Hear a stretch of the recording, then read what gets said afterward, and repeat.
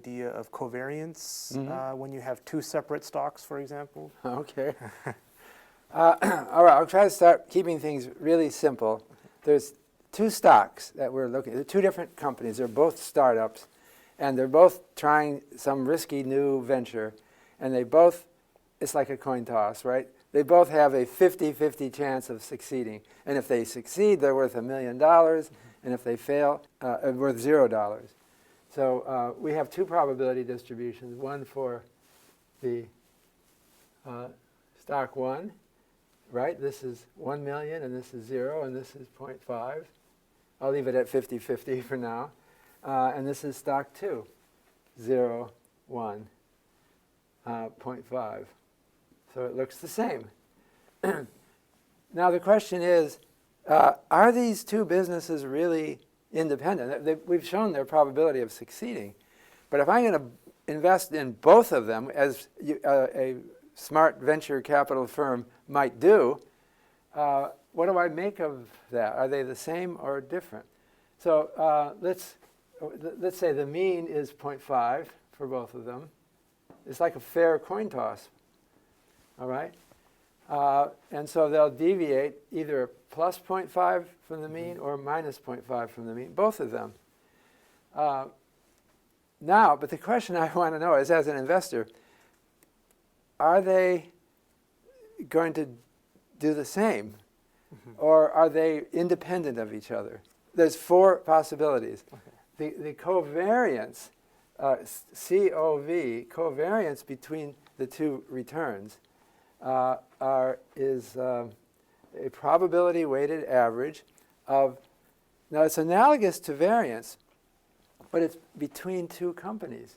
So let's consider that. What's the first possibility? They both succeed. So it has a 0.25, 1 in 4 chance of being a half above the mean for both of them. So that's 0.5 times 0.5, right? And then it has a 25% chance of both being 0, of they both. So it's 0.25 times minus 0.5 times minus 0.5. But then there's a chance that one of them succeeds and the other one doesn't. And there's that has twice as that has a probability of 0.5 because there's 2 different ways it can go. Right. It could be A that succeeds and B fails, or otherwise. So we have a 5 probability of minus 0.5 times 0.5. 0.5. So what does that add up to? It adds up to 0, right? Because these are both positive numbers. But these are one, so the product, minus 0.5 times minus 0.5 is plus. And so this is equal to a half times a quarter, right? The 2 terms here. Right. And that's the same here. Okay. But with the minus sign. So it cancels out. So if they're really independent like that, then the covariance is 0. Okay. And we like that as investors. We don't want to get in trouble. So we want to see independent investment. But on the other hand, it could be that the 2 companies are really the same. They're really betting on the same idea. And so these are not possible. All right? This probability goes from 0.5 to 0. And then this probability goes to 0.5. And this probability goes to 0.5. I see. So now we have a covariance of 0.25. Okay. It's not 0 anymore. And that's a flag that, there's danger here. And the other possibility, another possibility, is that they're exact opposite of each other. One will succeed if only one of the 2 will succeed. One will succeed and the other fails. And that would be a negative covariance. Okay. So these things matter, and they become central to our theory in the capital asset pricing model. This is something that's not in the habit of thinking of most amateur investors. They look at their investments one at a time, Yeah. and they don't you always have to go back and say, what's the covariance? Right. That's what really matters for what happens to your portfolio, because when you invest in a lot of companies that are all the same, you're asking for trouble, because the whole thing is going to either blow up or succeed. Right. And you can't live like that. You have to be looking for low covariance. And the formula, the theory of capital asset pricing theory tells you how to take account of covariances. Okay, so then really this covariance kind of changes based on how we assign the probability of each pair of outcomes occurring. So what's the probability of them both succeeding? Here we put 0.5. And then what's the probability of them both failing, which is like 0 and 0, so that would be 0.5. And we gave no probability to the case where one succeeds and one fails. So that kind of, the fact that the covariance is positive is kind of indicating that these two stocks tend to do this, they move in the same direction. Right. They're kind of simultaneously moving in the same direction. So this is the basic bottom lesson. Risk is determined by covariance. Right. Especially if you hold a large number of assets. Idiosyncratic risk just doesn't matter. It all averages out. It's this kind of thing where they do the same thing that you have to worry about. And this is a basic lesson in finance. It just doesn't come naturally to most people. You have to ponder this.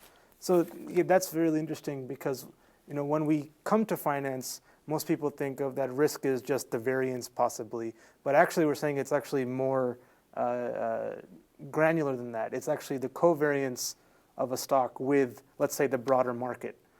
Right. Well, yeah, because any investor has the option of investing in everything. Right. Because there are mutual funds that will do that. There are world funds that put their money all over the world. And so why shouldn't you do that? Well, right. It sounds like it's a pretty good thing to do, actually, because they're getting. But the one thing they can't get rid of is the market risk for the whole world. That's there because no matter if you hold the whole world, you're still subject to the world risk. Right. But that's what an investor needs to be focused on. And this is a bad habit among many individual investors. They just look at one stock and they think, I'm going to put all my money in that. Right. And they just don't consider how many different options for risk spreading they have in this vast world that we have around us. Okay. And this idea seems quite similar to when we were talking before about the market return versus Apple. And so then we had different betas. And so that's kind of getting at covariance. In fact, the beta of the ith stock is its covariance with the market divided by the variance of the return on the market. It's just a scaled covariance.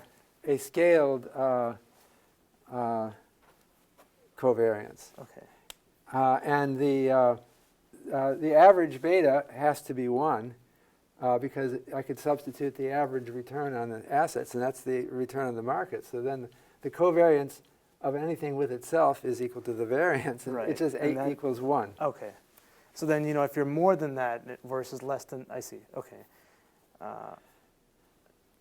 So you want to be careful. In other words, the basic CAPM says that the market demands higher returns from high beta stocks. That means high covariance with the market stocks. And they're willing to take low returns if the beta is low, because that means it's less contributing to risk on the portfolio. Okay.